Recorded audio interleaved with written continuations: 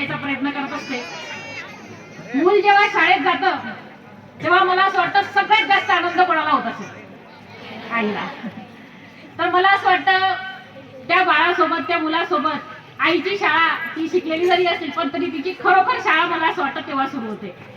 त्या मुलाचं बोट धरून शाळेत सोडण्यापासून तो मातीत लोटांगण घालतो, रडतो, पण त्याचे कौतुक लाड करून आई त्या मुलाचं पहिलं पाऊल त्या शाळेत टाकते आणि त्या शाळेत त्या बाळाचं भवितव्य सोपत असते.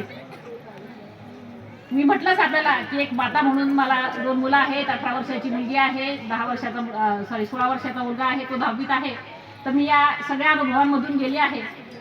पालकत्वाचं पहिलं पाऊल म्हणजे संस्कार, आणि या संस्काराचं पीठ असेल तर ती म्हणजे आई.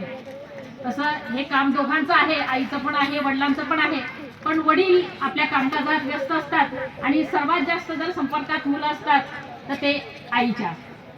मला असं वाटतं भगिनींनो, पुढच्या येणाऱ्या काळात या AI च्या विश्वात जर आमच्या मुलांना जर कोणी टिकवत असेल तर ते फक्त संस्कार आणि संस्कार. ज्या मुलांनी संस्कार पुढे टिकवून ठेवले तर ती आमच्या माता भगिनींची खरी परीक्षा आहे की त्यांनी मुलांना जर संस्कार दिले तरच ते पुढच्या शतकात टिकू शकतील. त्याच्यामुळे सगळ्या प्रत्येक आई आपल्या मुलांना संस्कार देत असते, त्यात काही वाद नाही. आता मी मित्रांना, छोट्या मित्रांना काही एक प्रश्न विचारणार आहे बरं का. मित्रांनो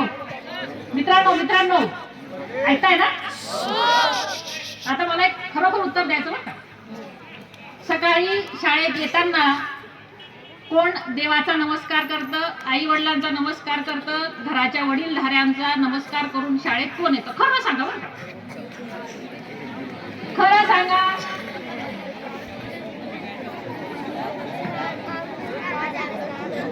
बघा